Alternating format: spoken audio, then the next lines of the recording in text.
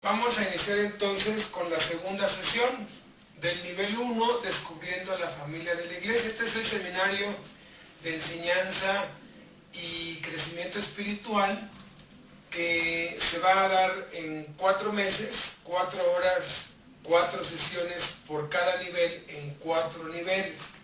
En este nivel 1 vamos a aprender básicamente 4 cosas. Ya aprendimos la primera, que significa ser cristiano, el símbolo interno, que es recibir a Cristo, y los 2 símbolos externos, que es el bautismo en agua y la cena del Señor. Ahora vamos a ver la declaración de principios. 1 Corintios 11:10 dice: les ruego pues, hermanos, por el nombre de nuestro Señor Jesucristo, que hablen todos una misma cosa y que no haya entre ustedes divisiones, sino que estén perfectos y perfectamente unidos en una misma mente y en un mismo parecer. La declaración de nuestro propósito. ¿Por qué existimos como iglesia? Bueno, creemos que un gran compromiso a los mandamientos de Jesucristo producirán una gran iglesia y un gran cristiano. Lo voy a repetir otra vez.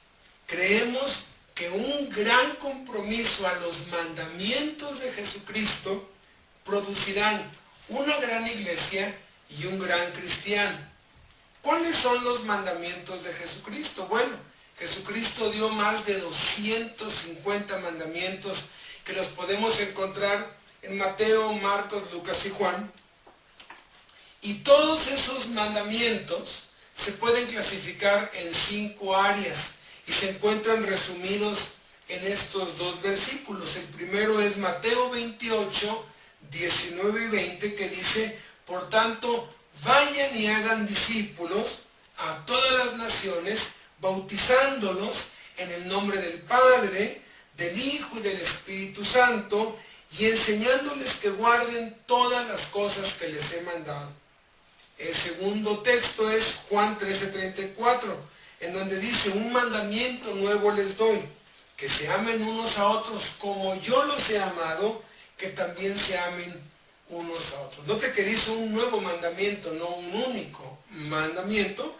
Y cuando dice vayan y hagan discípulos, ahí está dando mandamientos. Entonces, el primer propósito, o lo primero que encontramos, es vayan y hagan discípulos en Mateo 28. Eso es lo que nosotros conocemos como evangelismo. La iglesia existe para el evangelismo, para ir y hablarle a otros de Cristo. Fuimos creados por Dios para sus propósitos, y uno de esos propósitos por el cual nos hemos hecho cristianos es el ir por los otros, puerta por puerta, en los parques, en las plazas, de todas maneras, de todas formas, tratar de alcanzar a otros para Cristo. El segundo propósito está aquí cuando dice bautizándolos. Eso es lo que conocemos como comunión o compañerismo. Es el que nos integremos en una familia de iglesia en donde podamos orar los unos por los otros, en donde podamos tener compañerismo, suplir esa necesidad del alma de tener a alguien, de contar con alguien, de pertenecer a un grupo. El tercer propósito lo encontramos cuando dice enseñándoles que guarden todas las cosas que les he mandado. Ahí están los mandamientos de Cristo. Enseñándoles que guarden, eso es lo que conocemos como discipulado. Tenemos que, esa gente que ganamos y la integramos a la comunión, al compañerismo, a la ayuda mutua de la iglesia en casa, esa gente tenemos que instruirla, cimentarla, enseñarla, discipularla. En Juan 13 encontramos los otros 2 propósitos. Dice que se amen unos a otros. Dice, un nuevo mandamiento les doy, que se amen unos a otros. Esto es el ministerio. El ministerio es demostrar el amor de Dios a otros. principalmente a los necesitados, a los pobres, y a ellos hay que hacerlos parte de la iglesia también. Tenemos que extender la iglesia a los orfanatorios, a las casas hogar, a las cárceles, a los hospitales, a las calles, a los cinturones de pobreza. Tenemos que llevar la luz a todos los rincones, como lo hizo Jesús. El Espíritu de Dios está sobre mí porque me ha ungido para dar buenas nuevas a los pobres. Y el quinto se encuentra en donde dice, como yo los he amado. Nosotros amamos a Dios porque Él nos amó primero. Es la ley de la siembra y la cosecha. ¿Por qué no amábamos antes? El apóstol Juan dice, el que no ama no ha conocido a Dios, porque Dios es amor. Entonces no podíamos amar porque no teníamos amor. Nadie puede dar lo que no tiene. Entonces, si recibimos amor de Dios, es entonces la siembra del amor de Dios en nuestro corazón va a producir una cosecha de amor, primeramente hacia Dios y después hacia los que nos rodean. Y ahí está, ámense unos a otros, obvio, como yo los he amado. O sea, así como Él ha derramado su amor, como Él nos amó primero, entonces nosotros vamos a amar a Dios como resultado y vamos a amar a nuestro prójimo. Entonces, nuestra iglesia existe para 5 cosas. La primera cosa para la que existe es para celebrar la presencia de Dios. Esto es adoración. Cantarle, manifestarle nuestro amor de muchas maneras. La segunda razón por la que existe nuestra iglesia o la iglesia en casa es para comunicar la palabra de Dios. Esto es lo que llamamos evangelismo, llevar el evangelio hasta el último rincón de la tierra, hasta la última criatura, a todas las naciones, a toda la familia, a todos los vecinos. El tercer propósito es educar al pueblo de Dios. Esto es lo que conocemos como discipulado. Tenemos que integrarnos, que ser parte de la iglesia de Jesucristo para enseñar de la escuela de Cristo, de la escuela del Espíritu Santo, para enseñarlos a qué? Pues enseñarlos a adorar, enseñarlos a evangelizar, enseñarlos a servir, enseñarlos en el mismo proceso. La cuarta razón para la que existe nuestra iglesia es para incorporar a la familia de Dios. Esto es lo que llamamos compañerismo. La gente, como yo, como todos, estábamos en el mundo y buscábamos socializarnos, estar con otros, pasar tiempo. Al ser humano no le gusta estar solo, le gusta estar donde hay gente. Entonces, cuando nos convertimos, cuando nacimos de nuevo, tenemos que cambiar una mala asociación por una buena asociación. Tenemos que cambiar compañías malas por compañías buenas. Y ya que tenemos las mismas cosas en común, entonces podemos disfrutar no solamente del compañerismo con Dios, que es la adoración, sino del compañerismo los unos con los otros. Y la quinta razón para la que nuestra iglesia existe es para demostrar el amor de Dios, y esto es lo que se conoce como ministerio. Darle de comer a los pobres, darle ropa al que no la tiene, darle agua al que tiene sed, albergar al que no tiene casa, al forastero, recogerlo, visitar al enfermo, visitar al preso, visitar a las viudas, a los huérfanos. Ese es el ministerio, la demostración del amor de Dios.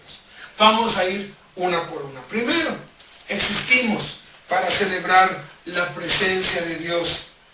Esto es adoración.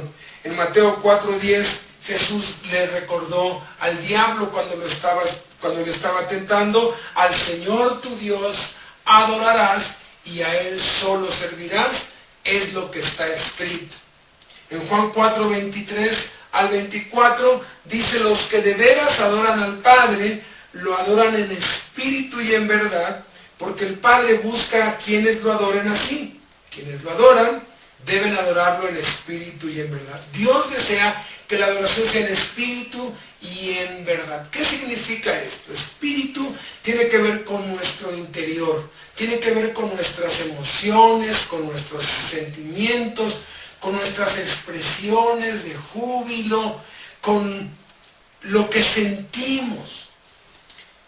Adorar en verdad tiene que ver directamente con la palabra. La escritura, la Biblia es la verdad, la palabra de Dios es la verdad. Entonces hay por lo menos 8 diferentes expresiones de adoración. Todo lo que hacemos en la iglesia es un acto de adoración.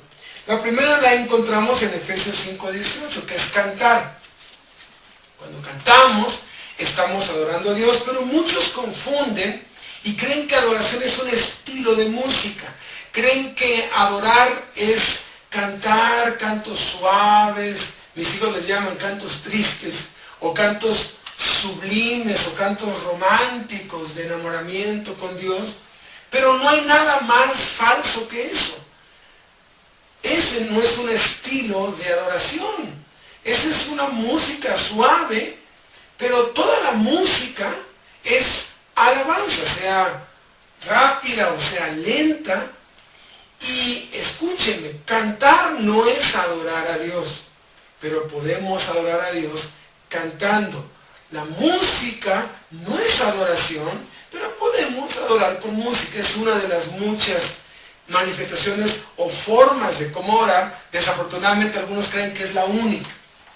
La segunda forma está en Romanos 12, del 1 al 2, y esto es lo que se llama compromiso. Cuando nos entregamos a Dios, cuando nos comprometemos a algo con Dios, cuando hacemos una decisión para hacer algo por Cristo, estamos adorando a Cristo porque es una manifestación, es una expresión de adoración. Adoración significa literalmente demostrar amor. Cuando alguien está enamorado de una chica, le demuestra su amor llevándola a cenar, haciéndole regalos, cantándole, siendo amable con ella. Bueno, si nosotros le queremos demostrar nuestro amor a Dios, ¿cómo se lo demostramos? Él ya estableció cómo quiere que se lo demostremos. Cantando es una forma, otro comprometiéndonos. Tercero, en Salmo 95:6 habla de la oración. Cuando oramos, cuando doblamos nuestra rodilla, cuando clamamos a Dios, cuando hablamos con Dios, estamos también adorándolo. En este caso lo estamos adorando en estas 3 formas en espíritu, porque están involucradas nuestras emociones, nuestros sentimientos, nuestra pasión. La cuarta forma es oír la palabra de Dios. Juan 17:17. Cuando escuchamos la palabra de Dios, ahorita usted está adorando a Dios porque está escuchando la palabra de Dios y está involucrando tanto sus sentidos como la palabra. Entonces estamos adorando en verdad. La cuarta forma está en 1 Corintios 16:1 y 2. La cuarta expresión de adoración es dando. Cuando damos diezmos, ofrendas, ayudas, estamos adorando a Dios, y allí se involucran nuestras emociones, porque no es fácil dar, pero cuando uno aprende que dar es un gozo, entonces uno lo hace con alegría. Por eso es que dice que Dios ama al dador alegre. Dar produce gozo cuando se da para una causa buena, no para enriquecer a unos cuantos o para ministerios dudosos, sino cuando se da y se sabe que eso se va a usar para la extensión del reino de Dios. Con las ofrendas tiene que ser para los pobres. La sexta expresión de adoración es el bautismo. Romanos 6:3 y 4 nos habla de que el bautismo es una expresión de adoración, es una manifestación de amor a Dios. Cuando nos bautizamos en agua, le estamos diciendo a Dios: te amo, Señor, por eso hago ese testimonio público, no me avergüenzo de ti. Es como un novio que le propone a la novia: me quiero casar contigo, pero casémonos en secreto. Pues la novia no le va a gustar, la novia quiere que todo el mundo lo vea. ¿Por qué? Porque quiere que sepan todos que hay un hombre que la ama. Igual el hombre, igual Dios. Nos creó a su imagen y semejanza. La séptima es meditar en la palabra de Dios, Habacuc 2:20. Cuando leemos la palabra de Dios y la meditamos y la escudriñamos, la estudiamos, así como estamos haciendo ahorita, pero usted debe tener un tiempo diario para leer, usted está adorando a Dios. Y la octava está en 1 Corintios 11, 23 al 26, que es la cena del Señor. Cuando participamos del pan y de la copa, estamos adorando a Dios. Ahora, hay tres estilos de adoración básicos. El primero es el de celebración. Salmo 122:1 es en la iglesia. Aquí nos manifestamos, aquí podemos expresarle nuestro júbilo a Dios. Muchos dicen, en la iglesia hay que estar callado porque es la casa de Dios, pero descubrimos que donde están dos o tres, ahí está el Señor. Entonces, muchos ven mal el que en la iglesia se den gritos de júbilo, pero no ven mal que en un estadio de fútbol se den gritos. Y lo que Dios ha hecho por nosotros es mayor que lo que cualquier equipo de fútbol puede hacer por nadie. El segundo estilo es inspiración. Isaías 40, eso es a solas. Cuando estamos a solas con Dios, nos podemos inspirar, estamos en un momento de quietud con Él. Y el tercero es de preparación. Efesios 4, del 11 al 12. Y esto se manifiesta cuando servimos. Es un gozo servir, es un deleite que uno está contento, a veces uno canta, chifla, uno está emocionado porque está adorando a Dios. Segundo, existimos para comunicar la palabra de Dios, esto es evangelismo. Efesios 3:10 dice, Dios tuvo la intención de que ahora por medio de la iglesia se les dé a conocer la multiforme sabiduría de Dios a los gobernantes y a las autoridades en las regiones celestiales. Romanos 10, del 13 al 14 dice, porque todo aquel que invoque el nombre de Cristo será salvo, pero ¿cómo van a invocar a alguien en quien no creen? ¿Y cómo van a creer en alguien de quien no han oído hablar? ¿Y cómo van a oír de él si no se les habla? ¿Y quién puede ir a hablarles si no lo envía nadie? ¿Por qué la iglesia de Dios nunca debe dejar de crecer? Hay tres razones por las que la iglesia nunca debe dejar de crecer. Primero, porque Dios ama a la gente. Segunda de Pedro 3:9 dice, el Señor tiene paciencia con ustedes, no queriendo que nadie perezca, sino que todos lleguen a arrepentirse. Hay muchos textos donde nos dice que Dios ama a la gente. Segunda de Corintios 5:14, Lucas 15:3 al 10, Mateo 9:2 al 13, y toda la Biblia habla del amor de Dios por la gente. Muchos dicen, no, pues ya somos aquí ya con estos. Pero imagínese usted que tiene 5 hijos y va al parque un día y pues por lo cansado que está se duerme, y cuando se levanta nada más están 4 de sus hijos y dice, ay, vamos, al fin que tengo 4, ¿no? ¿Qué haría usted por ese hijo que no está? Lo que haríamos todos. Recorreríamos cielo, mar y tierra para encontrar ese hijo que nos hizo falta, ese hijo que se nos perdió. Así es Dios. Él anhela que todos sus hijos perdidos regresen a casa. La segunda es que Dios lo ordena al grado de que hasta los obliguemos, que les insistamos, que nunca dejemos de evangelizar. La tercera razón es porque es la voluntad de Dios. Colosenses 2:19 dice, pero no están conectados a Cristo, la cabeza a la cual nosotros, que formamos su cuerpo, estamos unidos. Crecemos a medida que recibimos de Él nutrición y fortaleza. El crecimiento es la voluntad de Dios. Mateo 16:18, Jesús dice, edificaré mi iglesia. Hay, entre otras, 3 excusas antibíblicas para no crecer. Muchos dicen, Dios no está interesado en números. Muchos dicen eso y no les importa cuántas personas tienen y no llevan un registro de qué personas tienen, pero cuando hay una ofrenda, cuentan el dinero. Si cuentan el dinero y no cuentan a las personas, entonces algo no anda bien, porque entonces es más importante el dinero que las personas.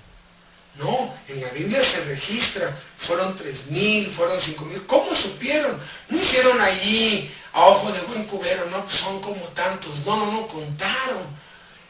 No sé cómo le habrán hecho, pero hicieron la cuenta de cuántos eran.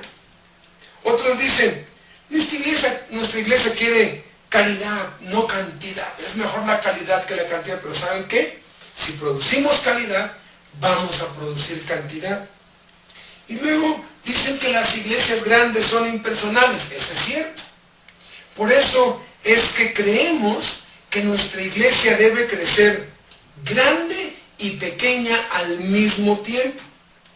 ¿Cómo será esto? ¿Cómo se puede hacer esto? Bueno, nos vamos multiplicando a través de iglesias en casas y periódicamente hacemos reuniones de todos reunidos juntos. Empezamos siendo pocos, después somos muchos, después vamos a necesitar salones, después auditorios, después estadios, pero no es una reunión en la que dependemos de esa reunión, no, tenemos la iglesia en nuestra casa y todas las iglesias juntas, es maravilloso cuando se pueden reunir. Tercero, existimos para educar al pueblo de Dios. Esto es el discipulado. Hebreos 6:1 dice, por esto, dejando a un lado las enseñanzas elementales acerca de Cristo, avancemos hacia la madurez. Segunda de Pedro 3:18 dice, crezcan en la gracia y el conocimiento de nuestro Señor Jesucristo. El crecimiento es intencional, el crecimiento no es automático. Usted no va a crecer por más reuniones que asiste. Usted va a crecer cuando realmente decida crecer. Es una decisión que debe tomar. El crecimiento no es automático. Dice Efesios 4 del 11 al 13, y Él mismo, Jesucristo, concedió a unos ser apóstoles y a otros profetas, a otros anunciar el mensaje de salvación y a otros ser pastores y maestros. Así preparó a los suyos para el trabajo de servicio, para hacer crecer el cuerpo de Cristo, hasta que todos lleguemos a estar unidos en la fe y en el conocimiento del Hijo de Dios. De ese modo alcanzaremos la madurez y el desarrollo que corresponden a la estatura perfecta de Cristo. Dios quiere que todos lleguemos a su estatura. No todos van a llegar a ser pastores, porque algunos van a llegar a ser maestros, otros profetas, otros evangelistas y otros apóstoles. A estos 5 grupos le podemos llamar ministros. Entonces, de acuerdo con lo que acabamos de leer, Dios quiere que todos, sin excepción, lleguemos a ser ministros. Y los líderes tenemos la obligación de poner la plataforma, de poner los medios, de no impedir que toda la gente pueda llegar a crecer como dice Jesús, como dice la Escritura, y llegar a ser un ministro, llegar a ser un apóstol, o un profeta, o un evangelista, o un pastor, o un maestro. Pero todos, no todos llegan, ¿por qué? Porque no todos quieren, o no todos pagan el precio, pero la oportunidad está delante de usted, está puesto el camino, y estos niveles pretenden eso, que usted llegue a descubrir cuál de estos 5 ministerios tiene, los ejercite y luego los practique por el resto de su vida para la edificación del cuerpo de Cristo. Número 4, existimos para demostrar el amor de Dios, que es el ministerio. Juan 13:35 dice, en esto conocerán todos que son mis discípulos, si tuvieran amor los unos con los otros. Y hay muchos textos que respaldan esto. Primera de Juan 3:16-17, Mateo 25:34-40, Hebreos 3:16, Romanos 12:13. El eje de la iglesia es nuestro ministerio. Cada miembro necesita ser parte de uno. Estamos aquí, nos reunimos acá, pero el propósito es que descubran su ministerio y luego que visiten hospitales, cárceles, niños de la calle, que vayan con los necesitados, orfanatorios, asilos, casas, hogar. En todas las partes del mundo hay necesitados y hay pobres. Jesús dijo, a los pobres siempre los tendrán con ustedes. Hay gente mucho menos agraciada que nosotros a quien podemos ayudar. Siempre hay alguien a quien vamos a poder. Y ese es el eje, el ministerio. Primera de Corintios 12, 4 al 5 y 27 dice, hay diversidad de operaciones y hay diversidad de ministerios. Ustedes pues son el cuerpo de Cristo y miembros cada uno en particular. En la iglesia, en casa, cada miembro es un ministro. Usted no va a llegar a ser un ministro, usted es un ministro porque usted nació de nuevo y nació de Jesucristo. Es como el rey. El rey tiene un hijo, su hijo por herencia es el siguiente rey, es un príncipe. De igual forma usted, ahora, así como ese niño, hijo del rey, tiene que aprender a ser rey, usted y yo tenemos que aprender a ser ministros, pero ya somos, porque Jesucristo nos hizo reyes y sacerdotes cuando murió en la cruz. Entonces, cada tarea es importante, no importa la tarea que se nos asigne, es importante. Y cada miembro es un 10 en la tarea que realiza, porque todos estamos creciendo. Usted no le puede exigir a un niño que es la primera vez que come, al año y medio, 2, que coma solo y no se manche. No, lo va a empezar a hacer y poco a poco lo va a ir perfeccionando. Ahora veamos nuestra declaración de fe. ¿Qué es lo que nosotros creemos? Bueno, en creencias esenciales tenemos unidad. Efesios 4, del 4 al 6 dice, hay un solo cuerpo y un solo espíritu, un solo Señor, una sola fe, un solo bautismo, un solo Dios y Padre de todos. Hay al menos 8 creencias esenciales que son las que vamos a mencionarles ahorita. En creencias no esenciales tenemos libertad. Romanos 14, 1, 4, 12 y 22 dice, reciban al débil en la fe, pero no para contender sobre opiniones. ¿Tú quién eres que juzgas al criado ajeno? Para su propio Señor esté en pie o cae. De manera que cada uno de nosotros dará a Dios cuenta de sí. ¿Tienes fe? Tenla para contigo delante de Dios. Hay quienes consideran que danzar no es correcto. Está bien, no les decimos nada, pero tampoco condenamos al que danza. Ahora, si alguien danza, le pedimos que no obligue al otro a que dance, porque no es una creencia esencial. Hay quienes dicen que aplaudir no es correcto cuando uno canta. Está bien. Otros dicen que no, que sí. Y no son creencias esenciales. Entonces, animamos a la gente cuando cantamos. Por ejemplo, le decimos, si alguien quiere aplaudir, aplauda. Si alguien no lo quiere hacer, no lo haga. O sea, tenemos que respetar. Pero en las creencias esenciales, ahí sí tenemos que combatir, ahí sí tenemos que, como la Escritura dice, luchar ardientemente por la fe que nos ha sido entregada. En nuestra fe mostramos caridad. Primera de Corintios 13, 2 dice, si tengo el don de profecía y entiendo todos los misterios y todo el conocimiento, y tengo una fe que logra trasladar montañas, pero no tengo amor, no soy nada.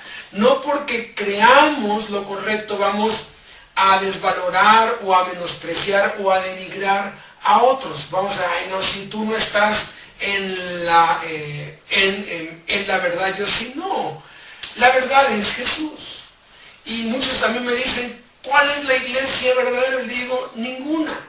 Porque la verdad es Jesucristo. Y donde están 2 o 3 y Jesucristo está en ellos y siguen a Cristo, ahí hay una iglesia verdadera. Pero esa se puede desviar. Mientras permanezcan en Cristo, es una iglesia verdadera, pero no porque el lugar o la denominación sea una iglesia verdadera, sino porque los miembros, 2 o 3 o más, están siguiendo a Jesucristo y están permaneciendo en Jesucristo y andan en el Espíritu. Entonces, ¿cuáles son esas creencias esenciales? Si usted tiene su manual allí, no vamos a leer las citas, yo le animo a que usted escudriñe cada una de estas citas. Si no lo tiene, lo puede descargar gratuitamente en la página de internet en cursos nivel 1, ahí está, lo puede usted descargar gratuitamente. Y le animo a que no solamente lea las citas, sino que las escriba. ¿Por qué? Porque si usted oye esto, usted va a llegar a tener una creencia. Pero esa creencia se la van a poder cambiar. Hay muchos que creen una cosa y llega una secta falsa y los convence de otra. ¿Por qué? Porque el solo leer no produce una convicción. Pero si usted lo escribe, lo lee, lo escribe y se convence usted a usted mismo, usted va a tener una convicción. Y una vez que usted tiene una convicción, nada sobre la tierra lo va a hacer que se la puedan quitar. Primera creencia esencial acerca de Dios. Dios es el creador y regidor del universo. Ha existido eternamente en tres personas, el Padre y el Hijo y el Espíritu Santo. Estos tres son iguales y un solo Dios. Hay un solo Dios manifestado en tres partes o en tres personas, Padre, Hijo y Espíritu Santo. Y aquí están las citas. Segunda verdad esencial, creencia esencial acerca de Jesucristo. ¿Quién es Jesucristo? Jesucristo es el Hijo de Dios, es coigual con el Padre. Jesucristo vivió una vida humana sin pecado y se ofreció a sí mismo como el sacrificio perfecto por los pecados del mundo al morir en la cruz. Resucitó de entre los muertos al tercer día para demostrar su poder sobre el pecado y la muerte. Ascendió al cielo y volverá otra vez a la tierra para reinar como Rey de Reyes y Señor de Señores. Jesús es Dios. Jesús es nuestro Salvador. Jesús es nuestro Redentor. Acá están todas las citas para comprobarlo. Tercer creencia esencial acerca del Espíritu Santo. El Espíritu Santo es coigual con el Padre y el Hijo de Dios. El Padre es Dios, Jesús es Dios, el Espíritu Santo es Dios. Está presente en el mundo para hacer conscientes a los hombres de su necesidad de Cristo Jesús.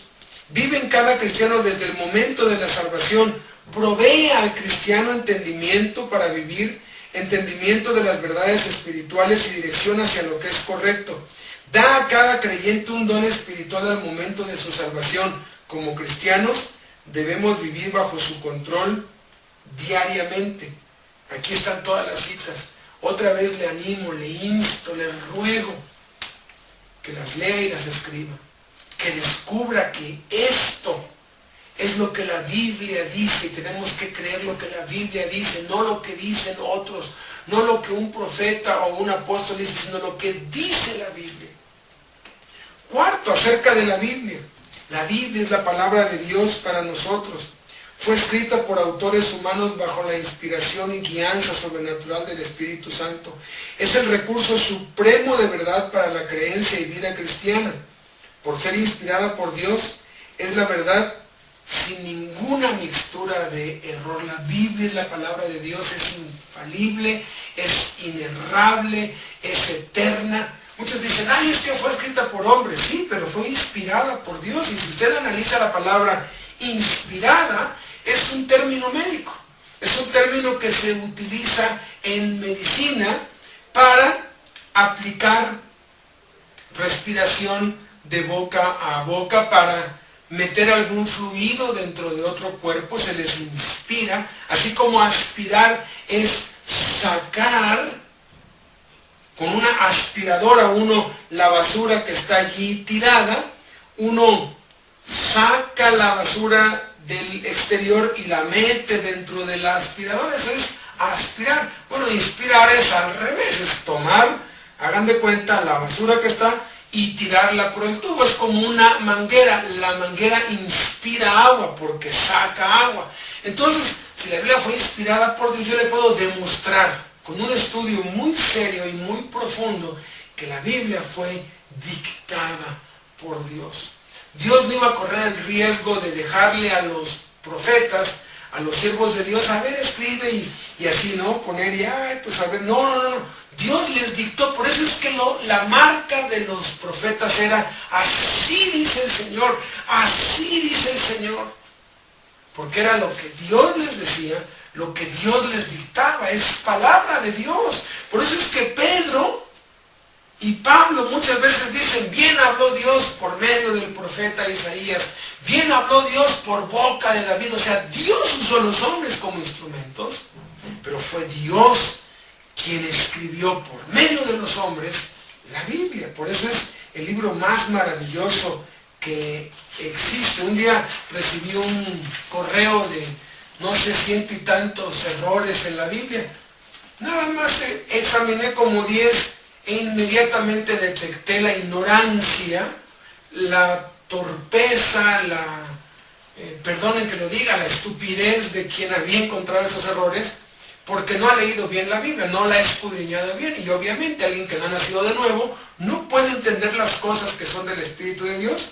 Y cada una de esas, yo iba a contestar eso, pero luego dice, ¿de qué sirve? O sea, yo pensé, ¿de qué sirve si no ha nacido de nuevo? Mejor lo evangelizo. Cuando nazca de nuevo, se va a dar cuenta que la Biblia es la palabra de Dios. Quinta creencia esencial acerca del hombre. El hombre es creado a la imagen espiritual de Dios para ser como Él en carácter, y es el objeto supremo de la creación de Dios. Aunque tiene tremendo potencial para el bien, nace con la tendencia de desobedecer a Dios, el pecado del que hablábamos en la sesión pasada. El pecado separa a las personas de Dios y causa muchos problemas en la vida. Fuimos creados para ser como Dios, nos desviamos, nos perdimos, el pecado nos separa de Dios, pero Jesucristo vino a rescatarnos, vino a quitar el pecado del medio y a restaurar nuestra relación para con Dios. Eso nos lleva a la sexta creencia esencial, que es la salvación. La salvación es el regalo de Dios para nosotros, pero es necesario aceptarlo. No podemos compensar por nuestros pecados por medio de las buenas obras o mejoramiento personal. Solo al confiar en que Jesucristo es la oferta de Dios para el perdón de nuestros pecados, podemos ser salvos de la penalidad del pecado. Cuando nos volvemos de una vida autocontrolada a una vida controlada por Cristo, somos salvos. La salvación eterna empieza en el momento en que uno recibe a Cristo en el corazón. Uno se salva o se pierde en vida, porque la salvación comienza aquí. Por gracia somos salvos por medio de la fe. Nacemos de nuevo y somos salvos. Si confiesas con tu boca que Jesús es el Señor y crees en tu corazón que Dios levantó a los muertos, serás salvo. Si usted hizo la oración hace un rato, usted es salvo. Usted ya es salvo y va a tener entrada al cielo. Porque es lo que dice la Escritura: el que cree en mí, dice Jesús, no vendrá condenación, mas ha pasado de muerte a vida. Usted tiene la salvación como un regalo de parte de Dios. Ahora, ¿qué de la vida eterna? ¿Cuál es la diferencia entre la salvación y la vida eterna? Bueno, la salvación es la entrada al cielo. La vida eterna es la entrada al reino. La vida eterna es nuestra vida con Dios, que comienza aquí, el caminar diario con Dios, y luego todo lo que viene en la eternidad. Hay que leer Apocalipsis para eso. Ahora, acerca de la vida eterna, ponga mucha atención, por favor. Porque Dios nos da vida eterna a través de Jesucristo, el creyente está seguro en esa salvación por la eternidad. Esa salvación que Jesucristo le regaló es una salvación eterna, es para siempre. No se la da y luego se la quita. La salvación no se puede perder.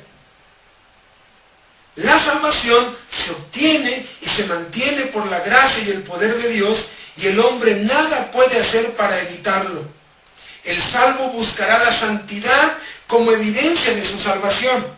El que cree que puede vivir practicando el pecado y ser salvo, o no ha entendido la salvación, o no ha sido salvo todavía.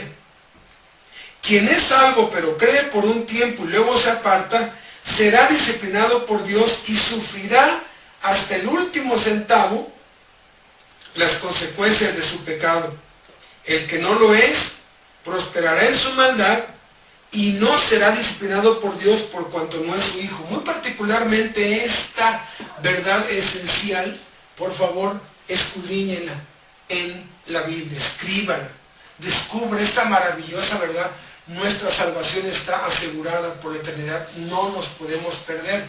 Yo nací de mi papá, y por más que haga, yo no puedo dejar de ser hijo de mi papá. Me pinte el pelo, me cambie el apellido, me pigmente la piel. Puedo ser un hijo desobediente, un hijo rebelde, pero sigo siendo su hijo porque fui engendrado por él. El Evangelio de Juan dice que fuimos engendrados por Dios. Y si fuimos engendrados por Dios, entonces somos sus hijos. Ahora, muchos dicen, no, pues creen en esa doctrina falsa de una vez salvo, para siempre salvo. Y esa doctrina implica que no importa lo que usted haga, usted ya es salvo, no importa si se emborracha, si adultera, si hace esto y lo otro, no importa, al fin y al cabo ya es salvo, va a entrar al cielo. Qué sorpresa se van a llevar los que creen eso de que una vez salvo, para siempre salvo.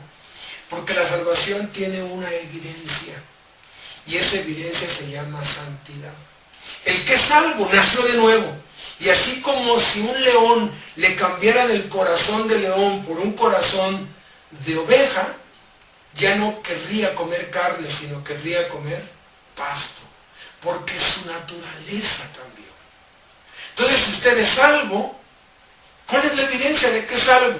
Va a buscar la santidad, va a buscar a Dios, va a buscar conocer a Dios, va a anhelar con todo su corazón apartarse del pecado y del mundo. Tropezará muchas veces. Los niños cuando crecen caen y cometen muchos errores, pero no se quedan en el suelo, se levantan y siguen y siguen y siguen. ¿Por qué? Porque están vivos. Cuando alguien se cae y se queda en el suelo, está muerto. Entonces alguien que dice, no, yo soy salvo, pero vive practicando el pecado, vive emborrachándose todo el tiempo, con una doble vida, vive en adulterio, esa persona no es salva. ¿Por qué? Porque el que practica el pecado no es de Dios. El que ha nacido de Dios no practica el pecado. Y esa es la señal, esa es la evidencia. Ahora, ¿qué pasa con aquellos que creen por un tiempo y de pronto se apartan, se van al mundo? He conocido muchos. Si son hijos de Dios, Dios los va a disciplinar. Dios al que ama disciplina y azota a todo el que recibe por hijo. Dios no lo va a dejar que se pierda. Jesús dijo, yo tenía 100 ovejas y una se me descarrió. ¿Sabe que se pierda? Al fin y al cabo que... No, ¿qué dice Jesús? Una se me perdió, voy a ir tras ella y la voy a rescatar. Y el amor de Dios es tan persistente, es tan obstinado. Dios no nos deja. A mí hay quienes me dicen, ya me voy al mundo. Le digo, vete. Si eres de Dios, no hay absolutamente nada, absolutamente nada que puedas hacer que te separe del amor de Dios en Cristo Jesús. Y Dios no te va a dejar en paz, y Dios te va a bombardear. He conocido muchos que están en la cárcel porque se rebelaron contra Dios, como Jonás. Pero Dios preparó un gran pez y se los tragó. Muchos entran en crisis porque lo único que Dios quiere es, regresa a mí, vuelve a mí, vuelve a mí. Porque Dios no los va a dejar. He conocido algunos casos extremos que se empecinan en su rebeldía y Dios los arroja en cama. Y allí en el lecho de su muerte me ha tocado orar con ellos para que hagan las paces con Dios, para que se arrepientan y después sean muertos. Dios se los ha llevado, pero se los ha salvado. Claro, se perdieron de una vida maravillosa. Yo tengo ya 49 años y lo que más me entusiasma es que si Dios me deja vivir hasta los 80, tengo 30 años más para servirle, para disfrutar esta vida tan maravillosa que Dios preparó para nosotros. Pero de algo sí estoy seguro, soy salvo, porque anhelo la santidad, porque cada vez que fallo me siento mal y me vuelvo con Dios y lucho para vivir en el Espíritu. Esa es la diferencia. El que no es salvo se va a ir al mundo y va a prosperar y no le va a pasar nada. Es más, cada vez le va a ir mejor, porque Dios no se ocupa de los que no son sus hijos. Y acerca de la eternidad, la octava creencia: las personas fueron creadas para existir por siempre. ¿Existimos separados de Dios por el pecado o unidos eternamente con Dios por su perdón y salvación? La separación eterna de Dios es el lago de fuego, el infierno. El vivir en unión eterna con Él es la vida eterna. El cielo y el lago de fuego eterno son lugares reales para una existencia eterna. El cielo y el infierno sí existen y son los lugares a donde van los que se mueren Después de esta vida, la vida no termina. O te vas a vivir en eternidad al cielo con Dios, o te vas a vivir en eternidad a las sombras, en las tinieblas, donde el diablo también va a ser atormentado y el diablo no va a reinar. En el infierno reina Dios y gobierna sobre cielo y sobre infierno.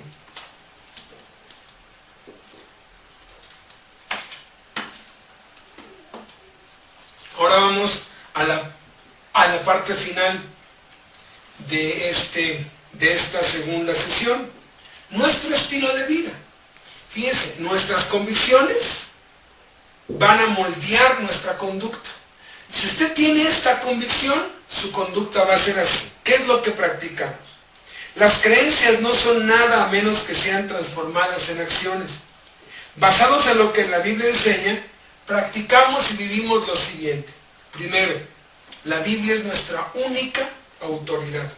Segunda de Timoteo 3:16 dice, toda la escritura es inspirada por Dios y útil para enseñar, para redarguir, para corregir y para instruir en justicia, a fin de que el hombre de Dios sea perfecto, enteramente preparado para toda buena obra. Dependemos de la Biblia y la aceptamos como nuestro manual para vivir. Nuestra primera pregunta al enfrentar una decisión es, ¿qué dice la Biblia al respecto? ¿Practicamos la lectura bíblica diaria, el estudio y la memorización de las Escrituras? La Biblia es la base para todo lo que hacemos, para todo lo que creemos. La Biblia es nuestro guía de vida, nuestro manual de vida.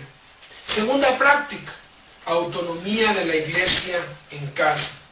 Colosenses 1:18 dice, Cristo es la cabeza del cuerpo, que es la iglesia.